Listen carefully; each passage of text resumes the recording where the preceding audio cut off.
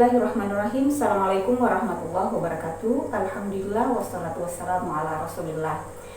Selamat datang kembali di channel YouTube saya, Kelas Ari, yang akan berbagi informasi, berbagi ilmu pengetahuan mengenai kimia farmasi, khususnya kimia farmasi dasar, kimia analisis, dan juga analisis farmasi. Di video sebelumnya kita sudah membahas tentang konsep asam basa secara umum. Nah, sebagaimana janji saya kemarin, di video kali ini saya akan membahas tentang aplikasi konsep asam basa itu untuk menentukan atau mengidentifikasi karakter atau sifat dari molekul obat ditinjau dari asam dan basanya. Nah, pengetahuan tentang asam basa untuk menentukan molekul obat itu sangatlah penting, karena ini terkait dengan bagaimana kita memformulasi obat, bagaimana kita mengetahui perjalanan atau nasib obat di dalam tubuh kita, terkait dengan absorpsi, distribusi, metabolisme, dan juga ekskresi, dan juga terkait dengan interaksi antara molekul obat dengan reseptornya sehingga memberikan efek terapi, hingga pada analisis obat untuk menjamin keamanan, mutu, dan juga khasiat dari obat tersebut. Kita ambil contoh. Dalam proses perjalanan obat di dalam tubuh ada proses yang namanya absorpsi. Nah, untuk obat-obat yang bersifat asam, maka absorpsinya itu terjadi di lambung. Karena kenapa? Di dalam lambung itu memiliki kondisi yang asam, ya, karena adanya cairan asam lambung, sehingga molekul obat yang bersifat asam itu akan berada pada kondisi molekulnya ketika dia berada dalam larutan atau dalam kondisi yang asam, sehingga obat-obat yang bersifat asam itu akan terabsorpsi di dalam lambung, dan itu sangat menentukan kapan waktu pemberian obat yang tepat, bagaimana formulasi obat yang tepat, dan seterusnya. Oleh karena itu, untuk memberikan contoh yang lebih jelas, kita akan melihat beberapa molekul obat untuk menentukan asam dan basanya.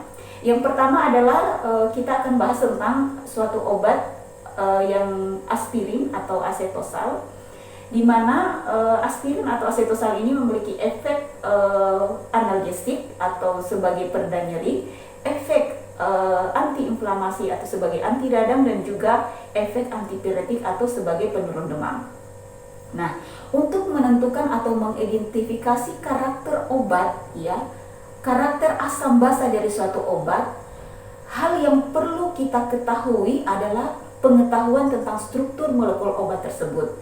Karena hanya dengan mengetahui struktur obat, kita bisa menentukan apakah obat itu bersifat asam atau basa. Baik, saya akan menggambarkan bagaimana struktur molekul dari asetosal itu.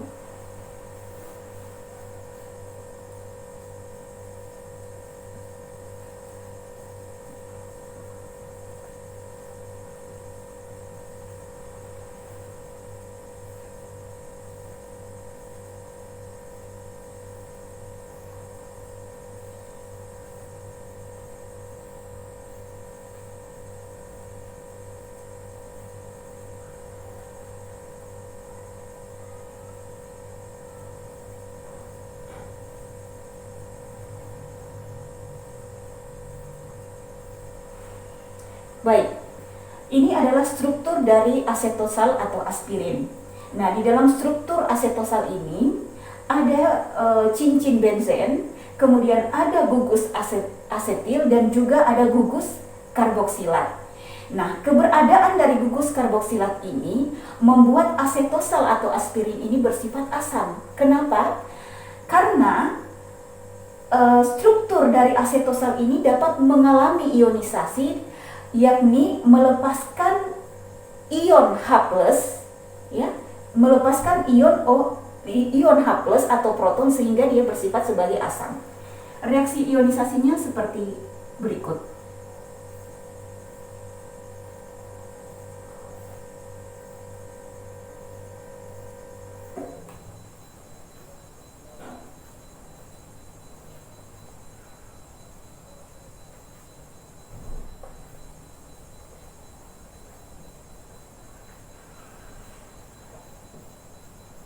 Oke.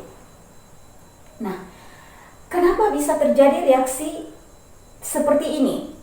Ya, coba pandang dari struktur asetosal ini.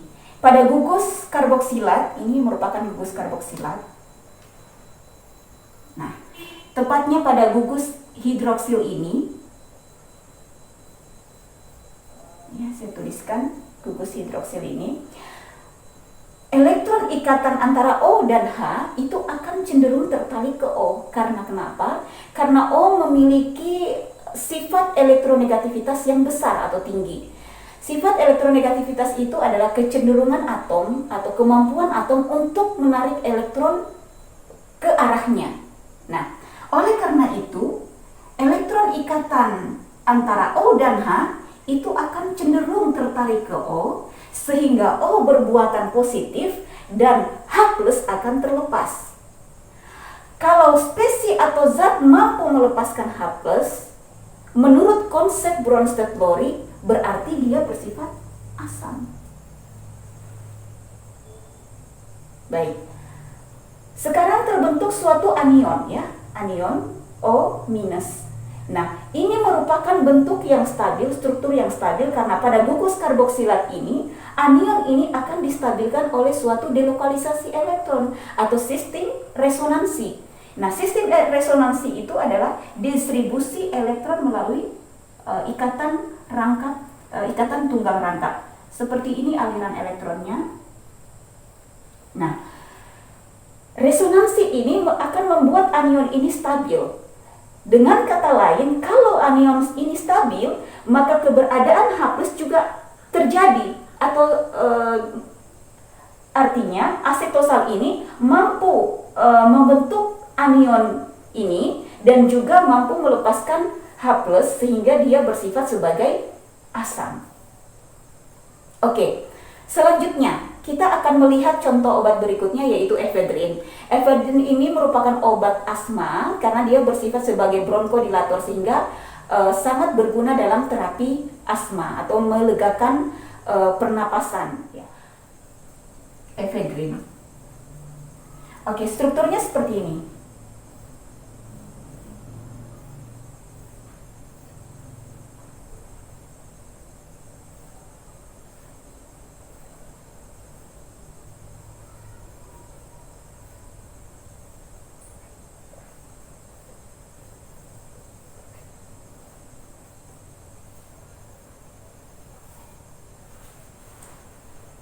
Ya, perhatikan dari struktur efedrin ini kita bisa melihat ada gugus amin, tepatnya amin sekunder pada posisi ini, NH.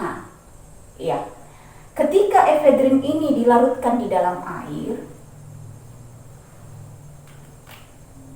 itu adalah H2O. Ya. Maka efedrin ini akan berubah menjadi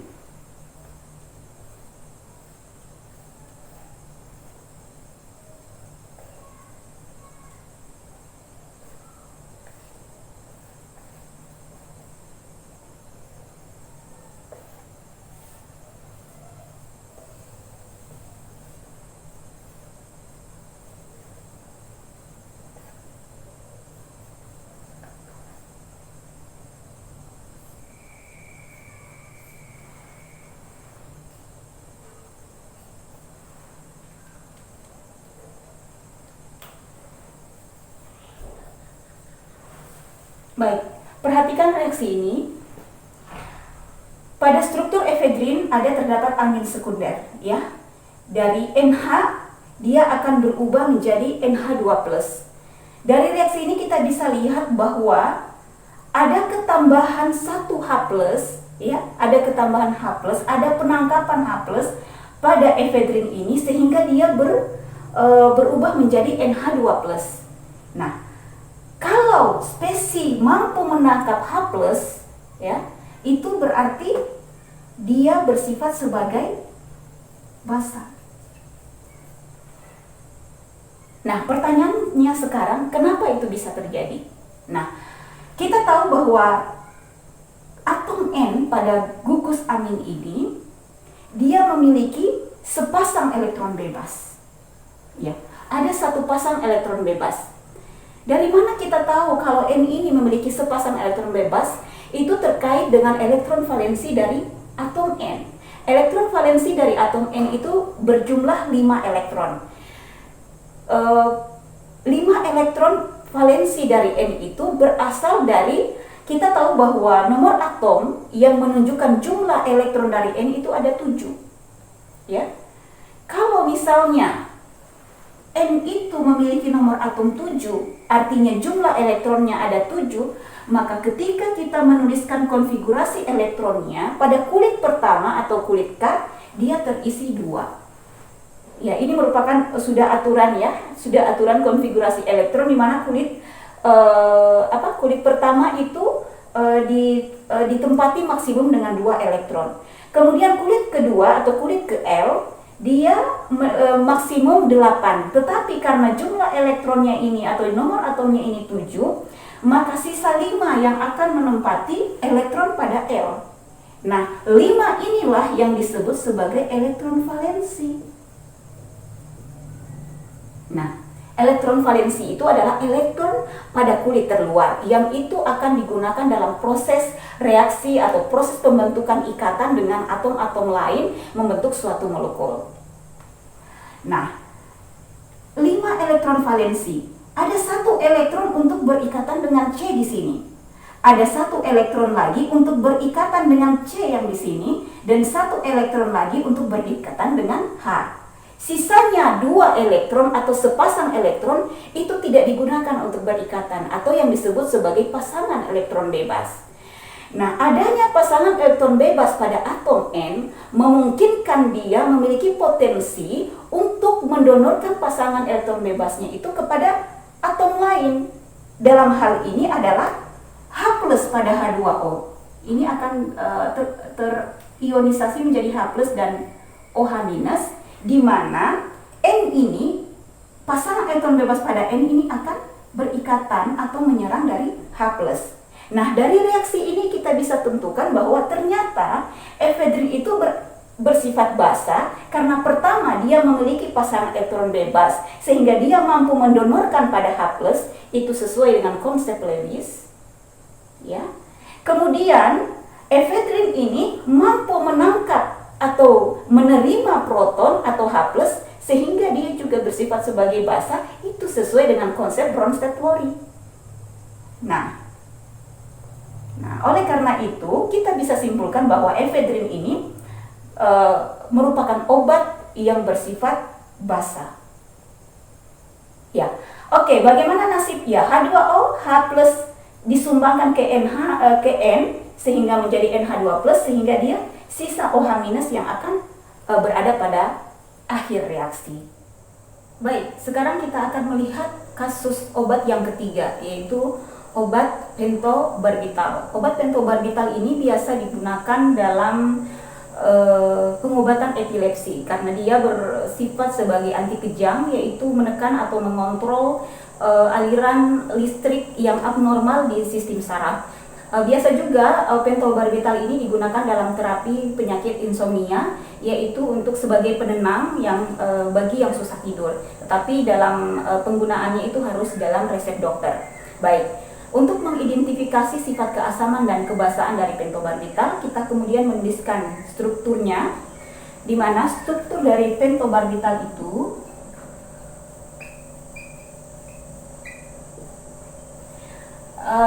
dia terdiri dari kerangka siklik C6 ya, seperti ini.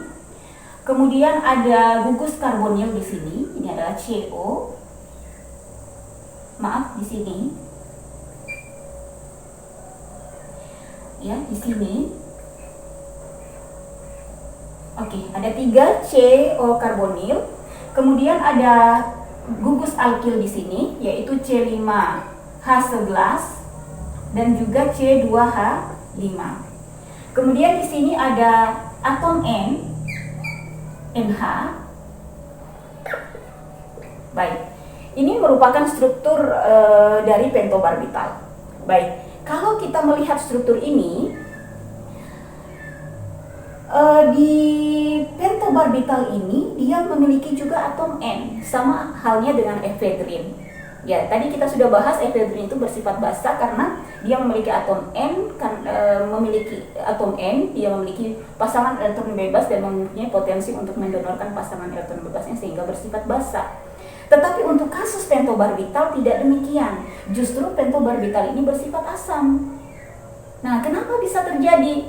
Ternyata N pada pentobarbital itu berbeda dengan N pada efedrin. Kalau N pada efedrin itu merupakan gugus amina, sementara N pada pentobarbital itu merupakan gugus amida.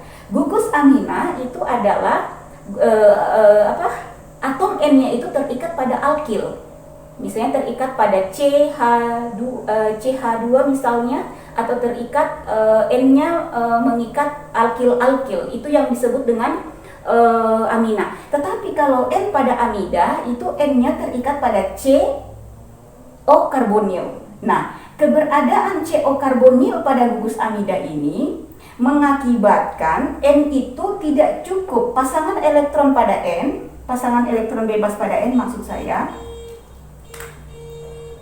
ya, tidak cukup efektif untuk mendonorkan pasangan elektron bebasnya itu kepada atom lain, atau tidak cukup efektif untuk menangkap proton. Yang terjadi sebaliknya adalah justru, saya mau tuliskan ini, justru elektron ikatan antara N dan H itu akan ketarik ke N, ya, karena N ini memiliki elektronegativitas yang tinggi sama dengan halnya O, dan ya akan terjadi distribusi elektron di sekitaran gugus amida ini. Ya. Jadi ketika misalnya elektron ikatan pada NH tertarik ke N kemudian bermuatan negatif. H kemudian bermuatan positif dan akhirnya lepas. Ya. Jadi dia akan melepaskan H+. Pelepasan H+ adalah, atau donor H+ itu merupakan asam. Ya. Dan muatan negatif ini akan terstabilkan oleh resonansi. Sama halnya ya, seperti pada gugus karboksilat tadi, dia akan terstabilkan oleh sistem resonansi atau delokalisasi elektron di sini. Jadi N ini tidak cukup efektif untuk mengambil H+ dari luar atau menangkap H+ dari pereaksi atau zat yang lain. Nah, makanya dia tidak bersifat sebagai basa. Yang terjadi sebaliknya adalah bukan penangkapan H+, tapi justru pelepasan H+, ya, pelepasan H+ dari gugus NH di sini.